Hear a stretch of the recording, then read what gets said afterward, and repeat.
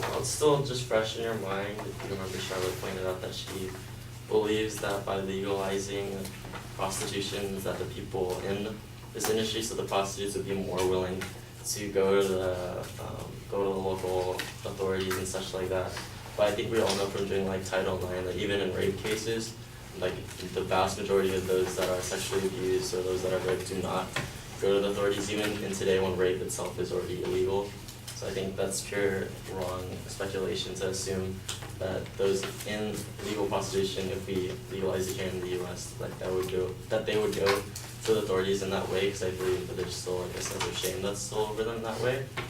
And just to go over the points that we had before, by legalizing prostitution, we don't believe that it will decrease the prevalence of illegal prostitution. As I stated before in the case with the European Parliament, legalizing prostitution has also led to more ways to hide human trafficking.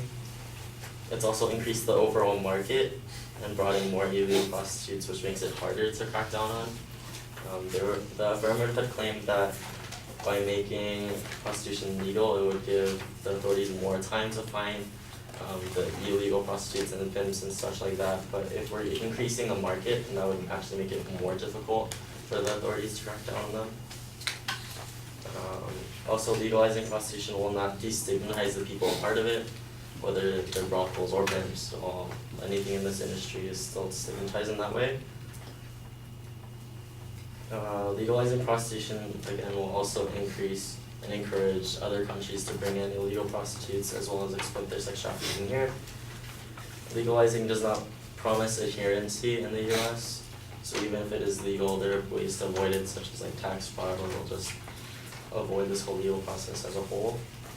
And as I stated before, the brothels themselves have shown to not be willing to welcome the regulations in terms of inspections and so on. Also, just for those that are in this industry, they're not really looking to stay here, they're looking to get out. And even in Germany, when they legalized prostitution, fewer than 8% of prostitutes actually became these officially insured prostitutes through the legalization. And just lastly, as we're moving to change this, or they want to move to change the street prostitution to places like brothels. In a case study, the people in prostitution and their cases of PTSD within that industry has not changed, whether it was in the brothels or on the street. So in terms of mental health, that has not decreased or changed.